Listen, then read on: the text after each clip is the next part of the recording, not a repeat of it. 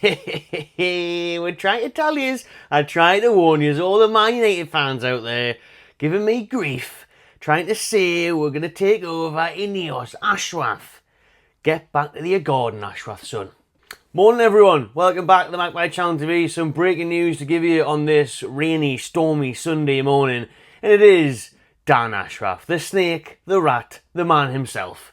He's now left Manchester United / sacked after only 5 months at Old Trafford. So he's gone. The sporting director that they waited months to get has only lasted months in charge of Manchester United. It is absolutely hilarious. I am gloating this morning. It feels amazing. I've been messaging Flex, Said, I've been telling them all the Man U content creators, Goldbridge, letting them know that I was inevitable. I told you. And I said it would happen if someone else came in for him. Didn't even need that. Man United just realised what was going on, and it's a worry for you lot, Man U fans. Let me know in the comments. I want to hear it because it's a worry for you lot.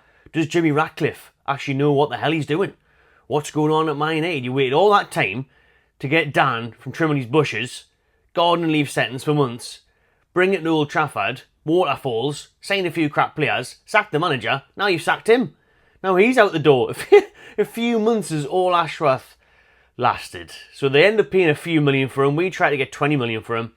They end up getting him for a few million after many, many months of Dan just sunbathing in his garden, you know, sweeping up the leaves, doing whatever he wants in his big old garden. That garden's going to be the best in the UK, by the way. Pristine. Now we can get back to it because he's got nothing else to do. Wonder where he ends up next or how long he lasts. Oh, he has ruined it. You know what I mean? He deserves it. Couldn't have happened to a better, more professional bloke, to be honest with you, because when he was emailing Man United and his other buddies, whilst employed by Newcastle United, instead of working on the club that was employing him and paying his contract, he already wanted to jump ship to Man United and wasn't focused on his job at hand, wasn't focused on what he was brought in for at Newcastle United. So that's us and Man United now that have worked very hard to get him, and then he's left, or he's been sacked. So contrasting really, that's really exactly what The Athletic broke just an hour or so ago. They were the ones that had this exclusive The Athletic, so let's put the specs on.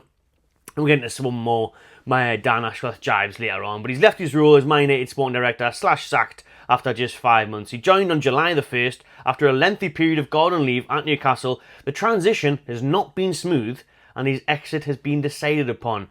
Ashworth's departure was agreed in a meeting with Chief Executive Omar Barada, who came from Man City, who Ashworth was emailing behind the club's back, Newcastle at the time, his employers.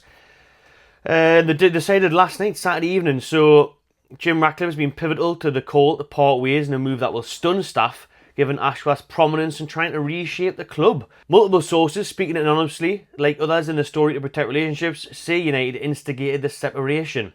The club say the final agreement to end Ashworth's contract was mutual. So he's been sacked, hasn't he? The club instigated the separation. They have essentially said to Ashworth, we don't want any more, bye, we're going to sack you. And then Ashworth turned around and went, oh, well, yeah, I guess I'll have to agree to that because I've got no option. So he's been sacked, realistically, hasn't he? They can twist the ways, but they say there, it's been instigated by Sir Jim Ratcliffe, by Barada, and he's now been sacked. Then Ashworth sitting there in the meeting, probably just rubbing his hands thinking, oh, I'll take that. How much? How much money? How many more gardens can I buy with this? Love a garden centre. This is what I was on about with Man U though, because it is quite, I'm laughing my head off, but it is serious for them, and I'm going to laugh my head off even more, because I want Man United in the mud. You know what I mean? They ruined my childhood. Premier League titles and all that, and it's great to see the downfall. So Man United fans, you can dislike that one in this video, I know you will. But the Ratcliffe-led hierarchy, overseen by Dave Brailsford, had placed Ashworth in overall charge of football performance, recruitment, operations. So he was doing a lot, and he was pictured with the signings in the summer, where he had a heavy say, they said here.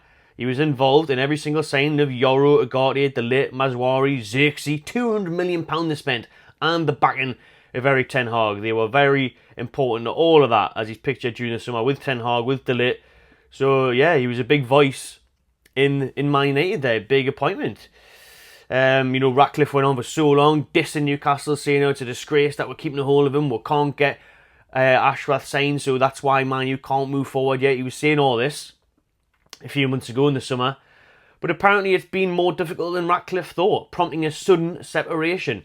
It leaves Man U searching for a major hole to fill in a structure that is still fairly new. All this coming from the Athletic exclusive article here. I love it. Great, bring it on.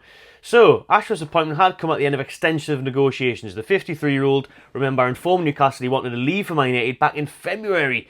The negotiations stalled and he threatened to take us to arbitration. Lovely bloke, Ashworth, isn't he? Before a resolution was eventually reached. Newcastle did want 20 million. They ended up settling for about 3 million in the end. Staveley was the one that was trying to get that done, and Man U wouldn't pay up. It got to the point where everyone was just like, you know what, get rid of the bloke. Can't be arsed to see him around the place anymore. Can't be arsed to keep giving him shovels and new lawnmowers, taking the piss now with all them. Remember, Newcastle did actually go through a similar process with Brighton for Ashworth. Paid a lot of money to get him after he was successful there, and he obviously did well at the FA, and he came with a big reputation. But listen, it's embarrassing now for him, and it's embarrassing for everyone, to be honest, Man United included, and the amount of effort they put in to get Ashworth. That's why we're laughing, because it's embarrassing for you lot. You went through all that trouble from just to be there for 5 months.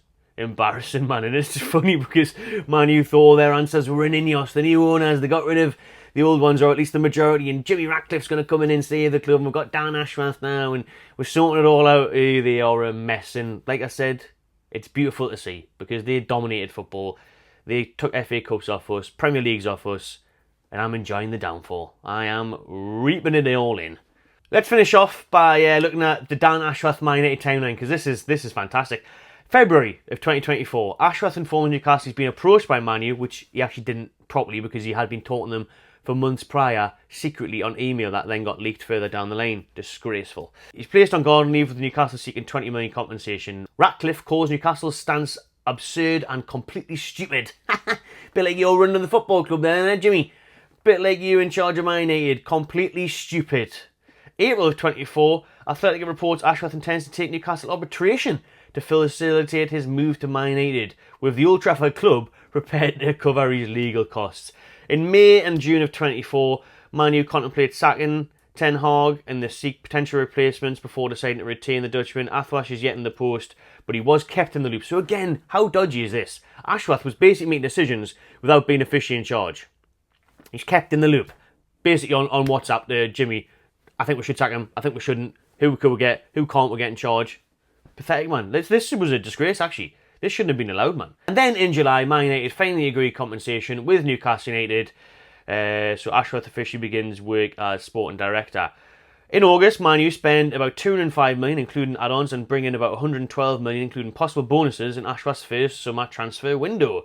In September, before Man U's 3-0 defeat by Liverpool, Ashworth tells reporters he played no role whatsoever in retaining Ten Hag during a joint interview with Brada, who says Ten Hag has our full backing. In October, Ten Hag's eventually sacked. The writing was on the wall. Club were 14th. It was actually Ashworth and Brada who told Ten Hag of his dismissal. So they were obviously big players in that. In November, Amarim comes in, the new manager. He mentioned that he was looking forward to working with Dan Ashworth. And just a month later, in December 2024, Merry Christmas everyone, Ashworth leaves United. Ashworth sacked by United, basically. Fantastic stuff. Unbelievable. I couldn't believe my phone when I woke up this morning and seen that news and double checked it and read these articles and put it out on our social media pages first, and now made the YouTube video with a big smiley face. Ashworth sacked. Fantastic.